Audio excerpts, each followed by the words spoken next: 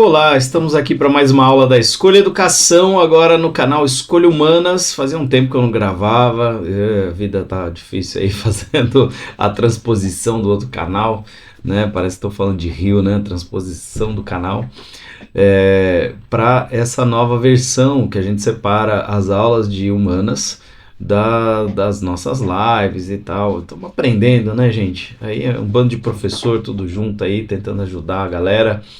E dessa vez vou tentar ajudar um pouquinho meus queridos estudantes que precisam falar de lógica, estudar um pouquinho lógica, compreender para vestibulares. Pessoal que está buscando vestibulares estaduais, a lógica tem aparecido um pouquinho mais. O Provão Paulista trouxe uma questão em 2023 sobre lógica, então há uma chance da lógica aparecer nos vestibulares. E a gente, muitas vezes, como professor de filosofia na sala de aula, não tem tempo de fazer um trabalho robusto sobre isso. Então eu vou tentar trazer algumas informações, algumas referências, vou falar bem brevemente, porque você tem aquele recurso, né, de ficar voltando e tal. Não vou ficar explicando longamente, não é um curso de lógica, podemos fazer num outro momento, mas e desenvolver as coisas mais a fundo.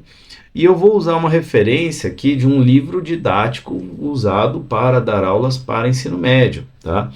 Que é o da Maria Lúcia de Arruda Aranha, né? Filosofar com Textos, que tem partes do antigo filosofando. Então a gente usa como recurso, né, muitas vezes livros históricos importantes para a construção do que tem sido filosofia no Brasil, né, principalmente para os estudantes que estão se preparando para os vestibulares.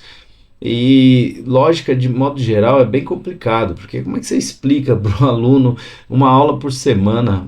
Você vai falar de um tema tão complexo, tão cheio de detalhes, e você só volta daqui uma semana, e se o cara não prestou atenção, tem que retomar tudo. É um negócio, é difícil, é difícil. Apesar de que quem tem uma certa afinidade com gramática, com matemática, tira de letra, tá? Então, eu acho um tema super legal, gosto mesmo, e vamos para essa aula aí, muita introdução já. Se você está aqui comigo, se inscreve no canal, ativa o sininho para receber as notificações, curte para chegar a mais estudantes. Eu acho que é um tema bastante relevante, importante para a gente pensar aí a nossa educação, tá bom? Então, vou acompanhar aqui um pouco. Nosso novo login aqui, ó, Escolha Humanas, mas continuamos com o nosso canal @escolhaeduc para a gente trocar umas ideias, tá? Aceitando aqui ideias de aula, tá aceitando professores de humanas querendo se envolver com a gente, aí preparar suas aulas, participar. Tamo junto, galera, tamo junto, beleza? Então vamos para falar um pouquinho dessa lógica aristotélica, por que eu coloco aristotélica, tá? Porque tem várias lógicas, mas o Aristóteles foi ali um dos primeiros a organizar a lógica de forma sistemática, né? Ele foi dando aula para os seus discípulos ali, ensinando maneiras de enfrentar principalmente a retórica. E lógico que ele não era um curso na época, foram aulas que ele foi dando, e no futuro alguém foi lá e organizou e falou, pô, isso aqui é a lógica do Aristóteles. E demorou muito até sair alguma outra coisa que complementasse, que desenvolvesse. Então tem outras lógicas? Tem. Mas o que mais aparece, o que mais é pedido é mais dessa época aí, né, do Aristóteles, tá? Então, você vê no texto aí, né? A ciência da demonstração e do saber demonstrativo seria a maneira como ele se referia a essa lógica, não tinha esse termo em si. E na Idade Média a coleção ficou conhecida como órgão. Então você procura o livro do Aristóteles, órgão é o livro da lógica, tá? A lógica investiga os métodos e princípios da argumentação, estabelecendo regras para a formação de pensamentos válidos, identificando raciocínios incorretos. Por quê? Porque o Aristóteles percebe que é possível raciocinar de muitas maneiras. Além do mais, é importante dizer, né, que o pensamento ele é como se tivesse camadas de profundidade e de densidade. Você tem uma primeira camada onde você constrói o conceito, Acho que isso eu já tinha tratado na aula de Aristóteles. Eu vou ver se quando passar coloco o card aqui nessa aula, né? Então, você tem uma primeira situação ali, que é a formação do conceito. No segundo momento, o seu pensamento, sua mente é capaz de relacionar conceitos. As relações são possíveis na totalidade ou na parcialidade, no sentido de afirmação e negação. Ou é ou não é. Então, uma das críticas à lógica, essa lógica é o binarismo, né? A dupla possibilidade de enxergar a realidade. Talvez seja pouco para enxergar a realidade, mas já é bem útil para muita coisa, né? Toda a informática, por exemplo, está baseada nisso e funciona, né? Não dá para dizer que não funciona. E que do ponto de vista da validade lógica também tem bastante aplicação, tem bastante fundamento, tá? E então, voltando, primeiro ato da mente, você forma o conceito, segundo, você relaciona conceitos, formando proposições, juízo, proposição se for na expressão, juízo se for na mente, tá? E aí, o raciocínio é a relação entre três conceitos. E aí você observa que isso não é imediato. Isso demanda processo, esforço. E ele percebe, ele descobre que há maneiras diferentes, estruturas diferentes que podem funcionar ou não. E ele descobre de maneira muito genial que é mais fácil raciocinar de modo incorreto do que do modo correto. E que é possível educar para o raciocínio correto. Isso é bastante relevante, tá? Então, eu vou só abrir um parênteses para trazer aqui uma coisa que aparece também no livro, que são as formas de argumentação, que são muito derivadas disso. Então é só um adendo bem rapidinho, falar da dedução, da indução e da analogia, tá? Porque a dedução, de modo geral, né, é um raciocínio que decorre de premissas. Né? O que está na conclusão já está contido nas premissas, parte geralmente do universal para o particular. Um exemplo clássico é o silogismo. Tudo isso aí é herança da lógica aristotélica. Então, a dedução, como a gente compreende no Ocidente, de modo geral, é a compreensão da lógica do Aristóteles. Então, o que é deduzir? Você tem ideias mais gerais e você tem situações particulares que se enquadram nessas ideias gerais e, portanto, você pode afirmar coisas, concluir coisas a partir dessa relação. Observe que é sempre do universal para o particular, né? Então, os exemplos que você costuma enxergar por aí, todo brasileiro é sul-americano. Então, você pensa, brasileiro, sul-americano, a América do Sul é maior, né? E o Brasil está na América do Sul. Então, se todo brasileiro é sul-americano e todo paulista é brasileiro, logo todo paulista é sul-americano. É fácil observar isso. Você tem América, você tem Brasil, você tem São Paulo. Contido, todos contidos, né? Um no outro. É um silogismo, é um raciocínio. Por que é um raciocínio? Porque você está relacionando conceitos diferentes. Aqui, no caso, brasileiro, sul-americano e paulista. Ok? Todo brasileiro é sul-americano, todo brasileiro é indígena, algum brasileiro é indígena, logo algum indígena é sul-americano. Qual é a diferença aqui? Aqui a gente falou sempre do todo e aqui a gente falou de parte. Então, são exemplos apenas para a gente reconhecer a dedução. Pontos importantes da dedução: ela é rígida, ela é segura, mas não acrescenta informação nova. Não acrescenta informação nova porque toda a informação já estava de algum modo contida nas premissas. É uma relação, é uma conexão que você percebe, né? Ela não é necessariamente criativa, só que alguns vão dizer, pô, mas não existe criatividade do zero. Só se cria algo do nada lá no Gênesis, na Bíblia. Deus criou tudo do nada, mas toda criação é a partir de algo. Então, essa afirmação que está no livro da Maria Lúcia Arruda e tal, eu, de certo modo, discordo. Né? Não é que ela está totalmente errada, mas eu acho que é possível, sim, a criatividade numa perspectiva em que você reconhece que a criatividade sempre tem uma fonte. Do nada, nada se cria, né? Do nada, nada pode vir. Então, essa é uma reflexão típica dos gregos antigos, né? Então é bem interessante observar isso aí. É útil para verificar a coerência lógica, né? A lógica contemporânea, de modo geral, é dedutiva, afinal, estamos interessados em atingir conclusões das quais temos uma garantia de que também sejam verdadeiras. É bom observar que o texto argumentativo ele trabalha com a lógica da dedução, mas a gente sabe que existem outras maneiras de pensar também, exemplo da indução.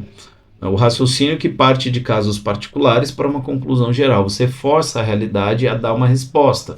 Então, por exemplo, eu, sei lá, bato num objeto aqui e escuto o barulho. Vou batendo com várias coisas para escutar o barulho e perceber se existe uma relação entre a maneira como o objeto é golpeado e o barulho, o som que é produzido. Isso é indução, você vai induzindo a natureza a te dar essa resposta. Né? Um raciocínio que parte de casos particulares para uma conclusão geral vai depender de critérios muito claros para você criar essa generalização.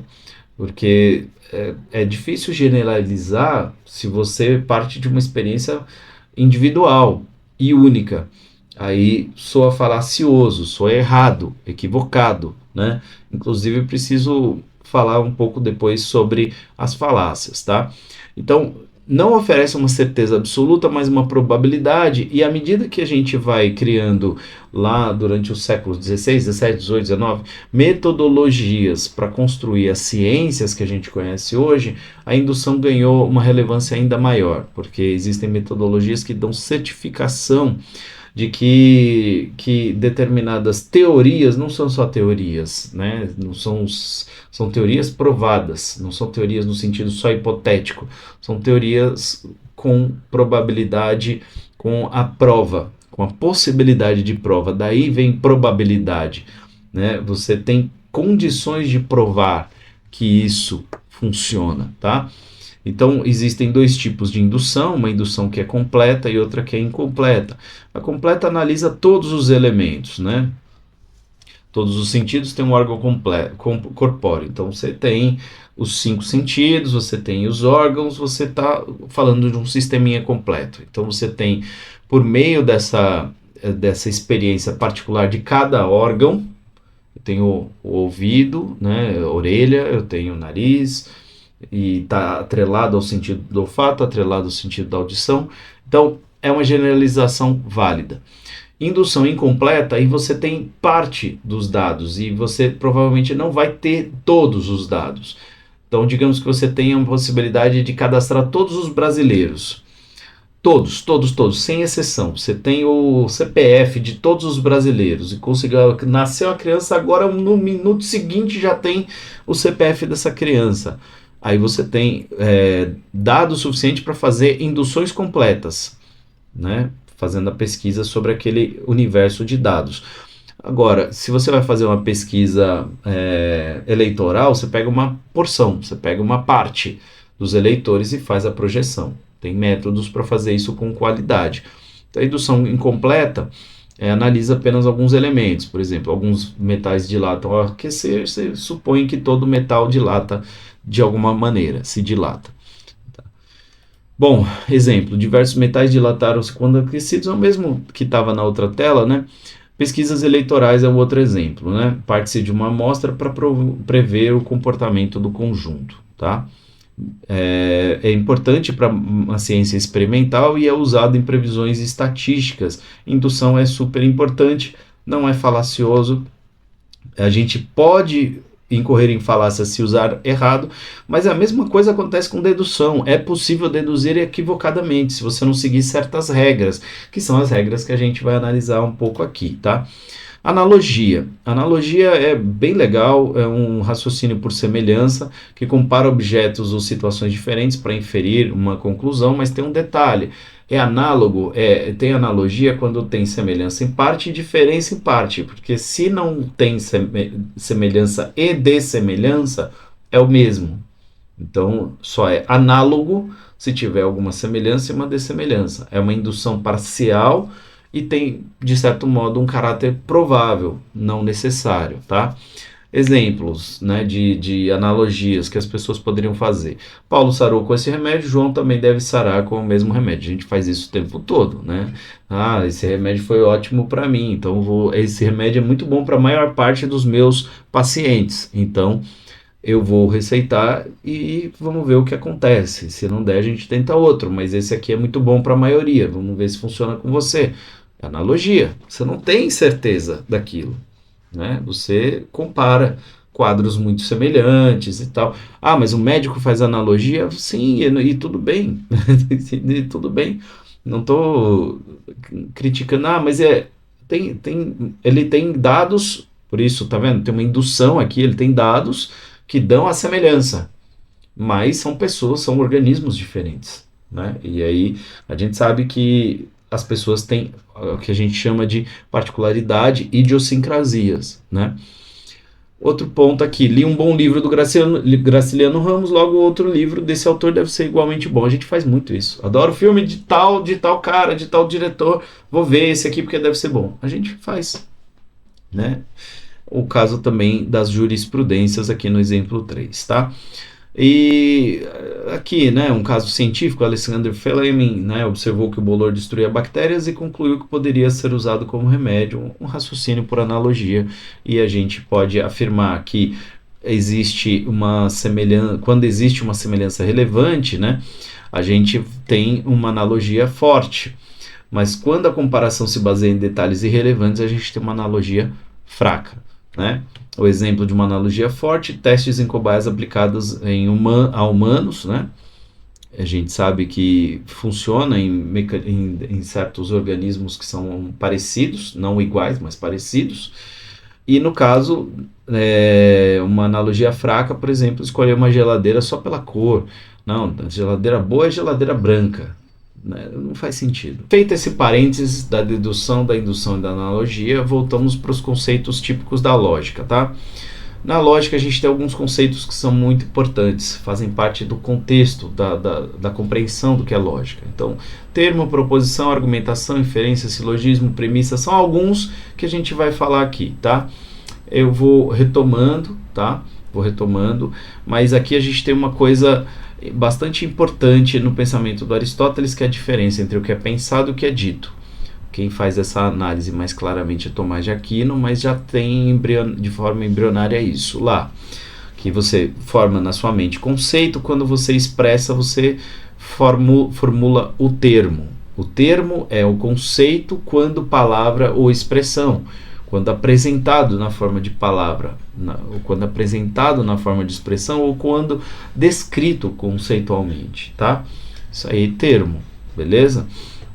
Então a gente tem um termo aqui, outro termo aqui, outro termo aqui. Palavra é um termo? Sim, é um termo que expressa uma série de ideias, tá? Proposição é a mesma coisa em relação ao juízo. Não, o julgamento está na mente, e aí você, quando expressa isso, você afirma ou nega alguma coisa, você relaciona conceitos. O homem é um animal racional, é um juízo, está na sua mente. Falei, escrevi, está ali na tela, já não é mais juízo, é proposição, tá certo? Ah, não me julgue, não pense mal de mim, né? Mas quando eu afirmo, quando eu trago a vida ao universo, aí virou uma proposição. Importante. Eu estou usando termos do livro, tá? Argumentação, né? O encadeamento de proposições que leva a uma conclusão. A argumentação, ela funciona na lógica aristotélica na forma de silogismo, que é o argumento dedutivo com duas premissas e uma conclusão. Existem tipos de silogismo. Tem o silogismo categórico, que é esse que a gente usa mais, e tem o hipotético, e tem silogismos de tipos que vão variando. A gente vai focar somente naquele que é mais útil nos vestibulares, mais discutido nos vestibulares, que é o silogismo categórico, que é a expressão gráfica de um raciocínio da forma mais simples, mas também muito funcional, que a gente pode fazer, tá? O que são as premissas? São as frases que antecedem uma conclusão, são as frases que dão base, que dão fundamento para o raciocínio. É lá que está todo o conteúdo. A conclusão é o resultado, é o produto desse processo, mas a premissa é essa coisa fundamental da lógica. Se você quer debater com alguém, você não enfrenta as conclusões desse alguém, você enfrenta as premissas, tá? E a inferência é a conclusão com base em proposições anteriores. Desculpa aí, tá meio desordenado aqui, tá? Eu tô meio... tô dando aquele... usando a sequência do livro e fazendo meio freestyle aqui a minha sequência. Princípios típicos da lógica. Então a gente tem princípio de identidade. Se algo é verdadeiro, então é verdadeiro. Se uma coisa é A, ela é igual a A. E ponto final. Princípio de identidade é a percepção de que uma coisa é ela mesma e não outra. Ok? Princípio da não contradição. Proposições contraditórias não podem ser ambas verdadeiras. Uma coisa não pode ser e não ser ao mesmo tempo sob o mesmo ponto de vista. Tá? Então, ou isto é uma aula ou não é uma aula. Ou isto é um vídeo ou não é um vídeo. Beleza? Princípio do terceiro excluído. Toda proposição é verdadeira ou falsa. Não existe um terceiro valor. A graduação é outra conversa. Meio, mais, muito. Né? Meio sonado é sonado. Meio apaixonado é apaixonado. Meio cansado é cansado. Tá certo? Então, graduações são afirmações em lógica. Ou é ou não é. Tá? Nesse sentido, a lógica clássica é bivalente e trabalha apenas com o verdadeiro e falso. Tá? Tem lógicas alternativas, não vou discutir muito isso, só citando aqui, né, algumas dessas outras lógicas, né, trivalentes, multivaloradas. Isso é coisa mais do nosso tempo, né, são 24 séculos, né, de lógica. Então alguém pensou alguma coisa diferente. Termo e proposição, vamos chegar lá. Então, primeiro, a gente tem uma diferença de qualidade, né, e uma diferença de quantidade nas relações que a gente vai estabelecer. Porque os termos, eles se aplicam a determinado número de objetos, tá? E se refere a determinadas coisas. Se eu falar de todo cão é mamífero, você tem uma quantidade de objetos que são cães e uma quantidade de objetos que são mamíferos, de coisas. O que tem mais? Cães ou mamíferos? Obviamente, né, mamíferos. O cão é um tipo de mamífero entre tantos mamíferos, então tem mais mamíferos do que cães. Numa sequência ordenada e de uma relação clara, quando você está afirmando, é mais fácil dizer que você tem um sujeito, que é um termo menor, do que o predicado, que é um termo maior. E o que é o sujeito e o predicado? Nesse caso, o sujeito é aquele de quem a gente fala alguma coisa e o predicado é aquilo que a gente fala sobre esse alguém, sobre esse algo. Então, o sujeito, geralmente, num raciocínio, num silogismo, ele vem antecedendo o verbo. Ah, mas na linguagem, na língua portuguesa, eu aprendi que o sujeito pode ser oculto, ele pode vir depois, ele pode vir em partes. Nesse esquema aqui, a gente só trabalha com uma maneira clara, distinta, simbólica, direta, com uma estruturação muito simples. Sujeito, verbo, predicado, ok? É assim na lógica. Para simplificar, mas eu encontro diferente num discurso, eu posso reduzir a essa forma, eu posso retomar e chegar nessa forma, tá? Então, quando eu afirmo que todo cão é mamífero, eu estou afirmando, né, que aqui você tem dois termos que representam dois conceitos diferentes, que estão relacionados, é afirmativo, em sua totalidade, tá? E a gente vai ter aqui, né, a afirmação como a qualidade dessa relação, né? E a negatividade vai gerar um não relacionamento. Você está separando os objetos, os corpos. Nenhum animal é mineral, certo? Não são a mesma coisa. E aí você tem a possibilidade de uma quantidade que é universal ou particular, tá? Universal é tudo, particular é parte. No livro traz o singular, mas a gente não usa muito o singular. O singular está entre o particular e o universal. Porque falar de Sócrates, a gente está falando do Sócrates, dentro de um grupo de seres que é Sócrates, o filósofo Sócrates, né? Nesse caso podia ser também o jogador de futebol. Você está falando de tudo e de parte. Então você chega num impasse. O universal é sempre superior, é do universal para o particular.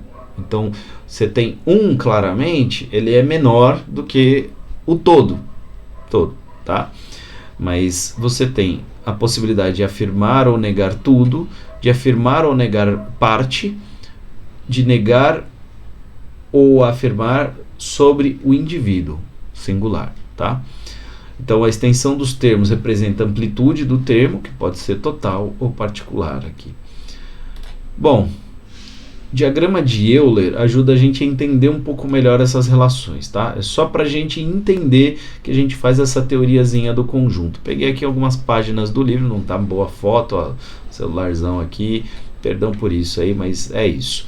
Se a gente tem a frase, ó, a proposição, todo paulista é brasileiro, a gente pode reduzir a todo P é B. P é o grupo de paulistas e B é o grupo de brasileiro. Tá vendo? Sujeito, verbo, predicado. O todo está aqui para afirmar qual é a quantidade dessa relação. E o verbo está aqui representando a qualidade dessa relação. Então, nós temos uma universalidade e afirmação gerando esse tipo de gráfico. O P, que é o paulista, está contido no B, que é brasileiro, certo? Se a gente falar nenhum brasileiro é argentino, a gente separa grupo B, grupo A, separadinho. Isso aqui é uma negação universal. Algum paulista é solteiro, a gente pode estar falando que tem paulistas que são solteiros e paulistas que não são solteiros.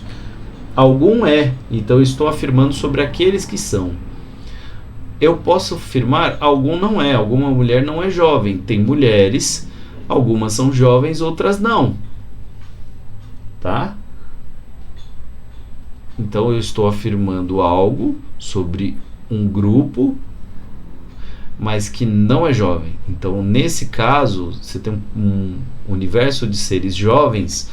Você está prestando atenção nessa parte maior aqui, onde está o M aqui, tá? Então, esse é só para a gente ter uma visão, um simbolismo na nossa frente de como funciona essa representação, tá? Que a gente vai chamar de a proposição universal afirmativa, todo F é G. E universal negativa, nenhum F é G, também posso dizer todo F não é G, a mesma coisa. I particular afirmativa, algum F é G. O particular negativa, algum F não é G. Então, afirmo afirmativas, tá? A que vem primeiro é universal, sempre, e nego negativa, tá? A gente tem as duas negativas, a primeira é universal, a segunda é particular.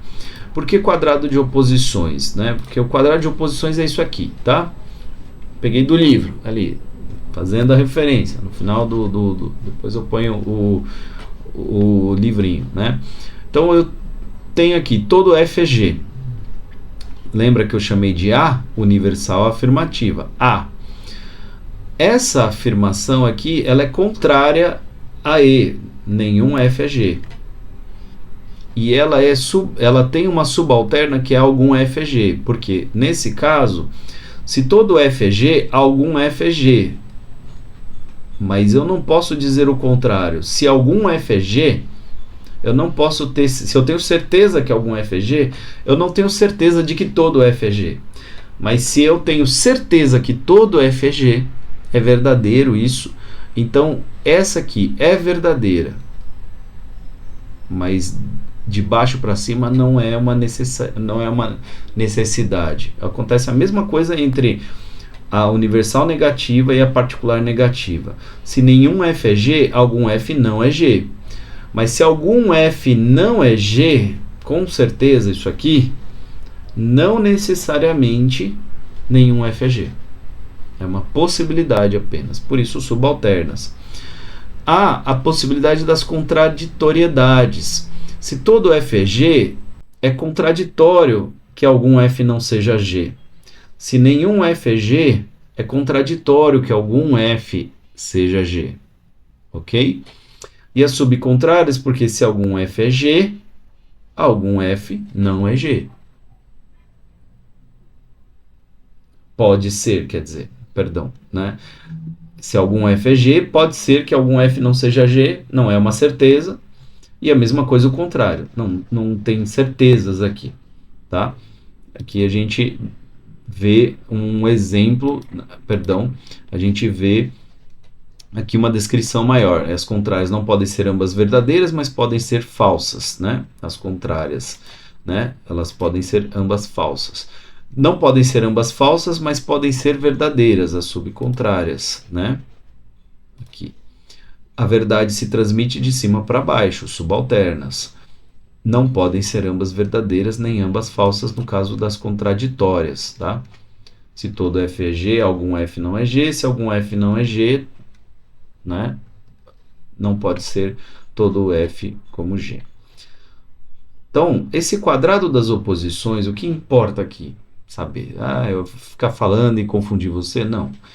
A ideia é perceber que existe uma possibilidade de reconhecer certas coisas a partir daquilo que a gente sabe. Se eu tenho uma informação de base, e é uma informação bem estabelecida, só por ela eu já consigo afirmar um monte de coisas. Isso é importante. Se eu sei, por exemplo, que todo brasileiro tem direito à educação, todo brasileiro tem direito à educação, eu não posso dizer que algum brasileiro não tem direito à educação. É contraditório isso. Se isso aqui é uma certeza, então também é certo que eu não posso afirmar isso, né?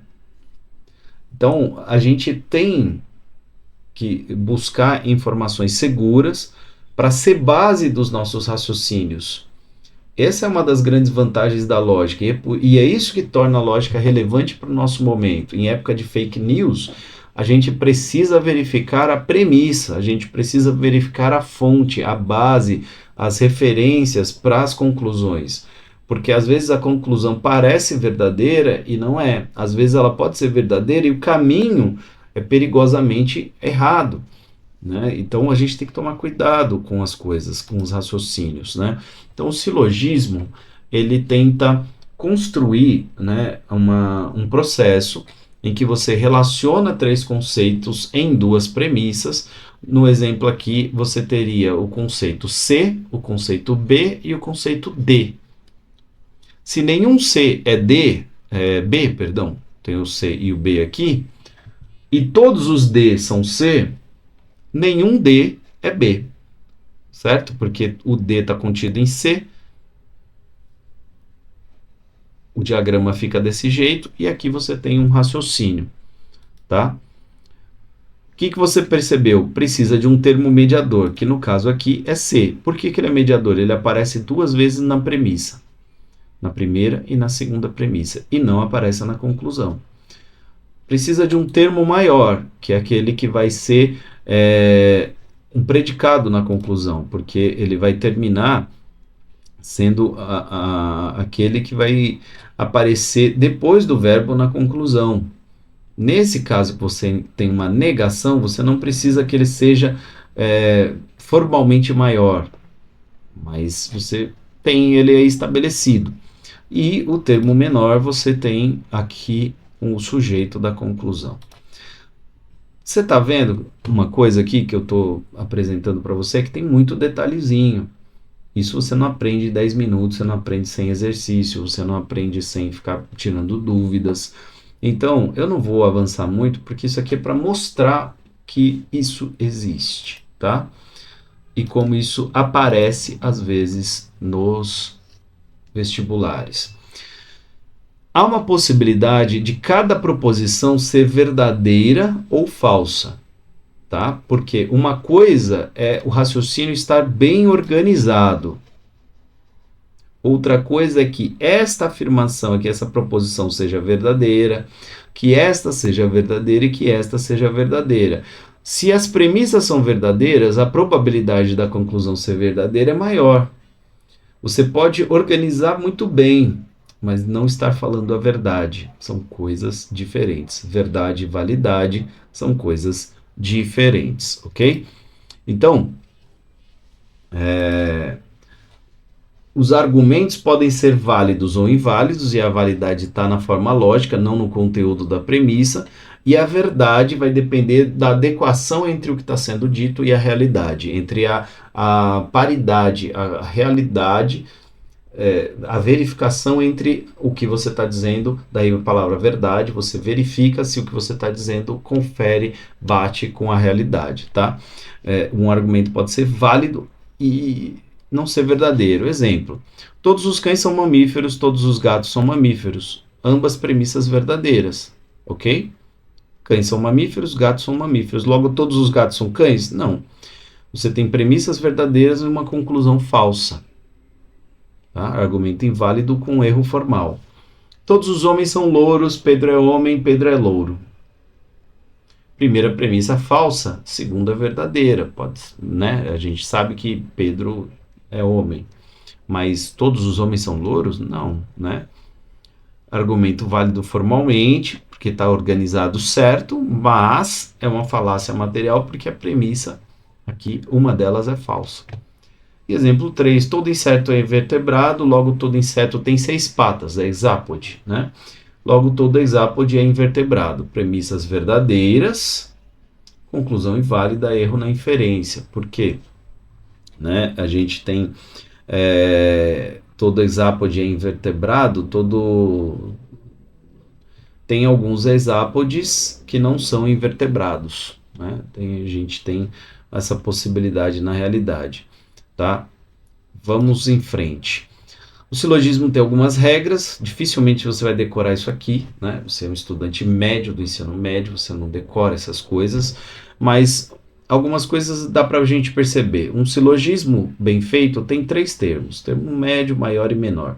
Quando você está numa discussão, fazendo uma redação, é importante saber isso aqui, o termo médio, que você costura as ideias colocando relação entre os conceitos, né? Por exemplo, se todo humano pensa e Michael é humano, logo Michael pensa, né? Você consegue relacionar as ideias tendo uma mediação, né? Então você tem humano, no caso do raciocínio, do silogismo que eu fiz agora, como mediador, para chegar na conclusão de que Michael pensa, ok?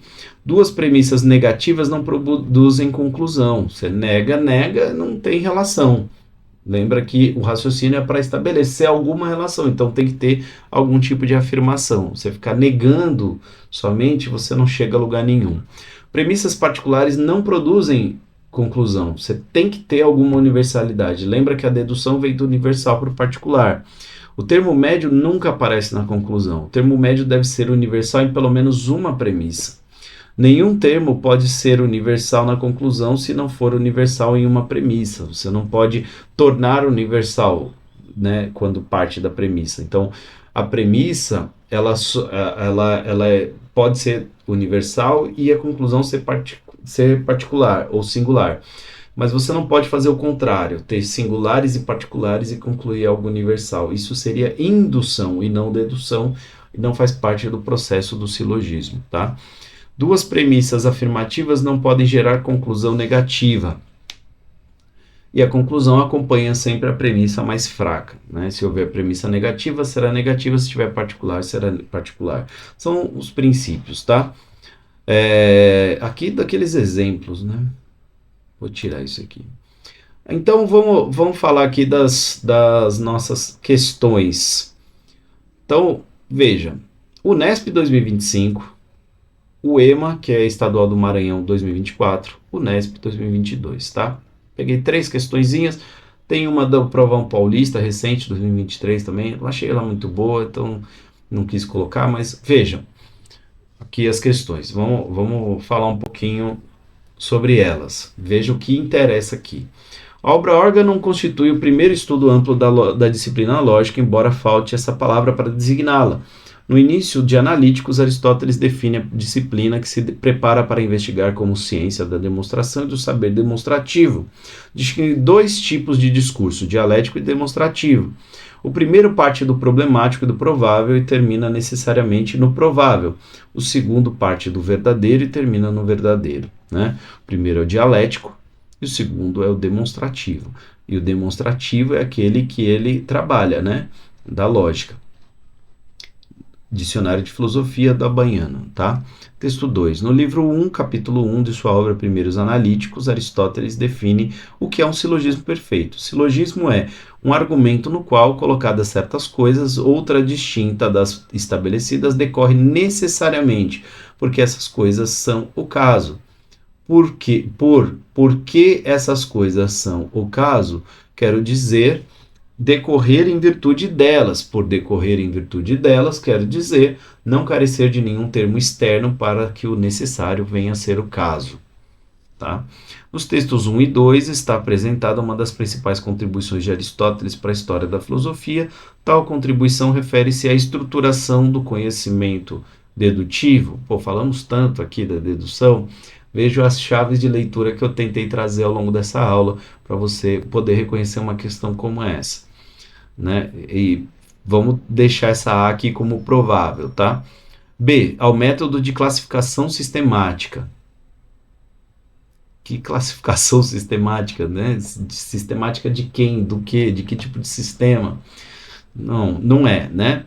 C, a refutação do dualismo platônico. Não tem nenhuma menção a Platão aqui. Apesar de não ter uma relação clara, distinta com o método platônico, também sabemos que é um método, ou é o outro método. Estamos falando de lógica aqui, só lógica, Aristóteles, sem Platão. Então tira também do caminho. Ao princípio do justo meio, que você sabe que isso é da ética do Aristóteles e não da lógica. Espero que você saiba que isso é da ética, tá vendo? Você precisa saber alguma coisinha do filósofo, senão você fica perdidão para responder essas questões. Então tem que estudar um pouco de filosofia sim, tá? E a concepção teleológica do cosmos, que o universo tem uma finalidade, cara, é outra ideia do Aristóteles, que não tem nada a ver com lógica. Então, a resposta correta é A, estruturação do conhecimento dedutivo. E como é que você sabe disso? Porque você teve pelo menos uma vaga ideia do que é uma lógica. Você não precisa ser um expert em lógica, você não precisa saber fazer o silogismo perfeitinho, até porque seria lindo ter essas aulas e organizar, eu posso fazer isso no futuro, mas veja, não é isso o mais relevante, é importante você ter clareza de que isso existiu, de que isso existe, que isso faz um certo sentido, que Aristóteles construiu, isso que está muito em jogo, tá? Principalmente aqui no caso o NESP. Vamos falar aqui do Maranhão. Leia a definição sobre silogismo. De novo, silogismo, definição. O silogismo é a estrutura básica de um argumento ou um raciocínio dedutivo formado por três proposições interligadas. A primeira e a segunda proposições são chamadas de premissas e a última é a conclusão. O silogismo se organiza da seguinte forma: premissa maior, declaratória, onde todo M é P. Premissa menor, indicativa, onde S é M. Percebe o M aqui, ó? Termo médio. Conclusão: da união das duas primeiras premissas é possível deduzir a terceira proposição, onde S é P. S é P. Ok? O silogismo que segue a organização apresentada é o seguinte: toda mulher é feminista, Marina é mulher, portanto Marina é feminista. Então, olha que doido aqui. Você tem que ir na sua cabecinha ou com seu lapisinho ir lá e marcar aqui. Quais são os termos, né? Eu tenho o termo mulher, feminista e marina, que se repetem, certo? Então, toda mulher é feminista? MP. Então, nesse caso, ele está pedindo um com a mesma organização. Então, você tem que, com certeza, ter algum outro termo e você tem que ter um predicado que é M e, no caso, mulher. Então, ó, Marina é mulher. Termo S, Marina. Termo M, mulher. Tá vendo? Portanto, Marina é feminista. S, Marina. P, feminista.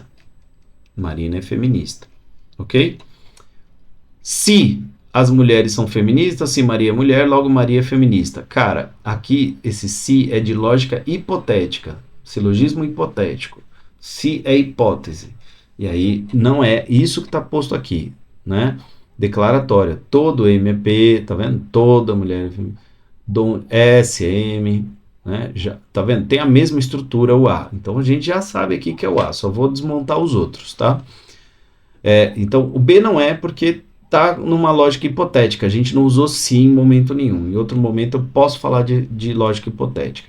Por conseguinte, Marina é mulher? Não, a gente já tá bem diferente, né? Marina é mulher, Marina é feminista, assim toda mulher é feminista. Olha só, Marina é mulher, Marina é feminista, o termo médio seria 2 vezes sujeito, não é esse aqui, tá? E tá vendo que tá faltando todo aqui. Por isso, Marina é mulher, toda mulher é feminista. Tá uma zona isso aqui, né? Uma zona. Não, você bate o olho aqui, puseram, acho que para facilitar até um pouco aqui para você, tá? Curioso, né? Citaram toda a matéria. Bem louco. Então, resposta dessa também é A. Curioso, né? A. Vamos ver se a próxima é A também. A também, olha só. O povo gosta de A. Unesp 2022. Não é fácil vencer uma discussão, especialmente em um contexto inflamado em que as opiniões se polarizam, notícias falsas se proliferam, debatedores recorrem a ofensas e sarcasmo e festas de fim de ano criam ambientes propícios para a briga. Uma boa discussão, ao contrário do que a maior parte das pessoas pensa, não serve para a disputa e sim para a construção do conhecimento. Nesse sentido, basta saber sustentar uma boa argumentação é fundamental. Beatriz Montessante e Tatiana Dias, porque a opinião não é argumento, segundo este professor de lógica da Unicamp, né? O excerto explicita a relevância de uma área da filosofia que contribui para o desenvolvimento de boas discussões, qual seja a lógica, a estética, a metafísica, a ética, a epistemologia. Bom, vamos lá, né? Para ter boas discussões dentro desse contexto, a lógica é a melhor forma, né? É a investigação da estrutura do pensamento humano.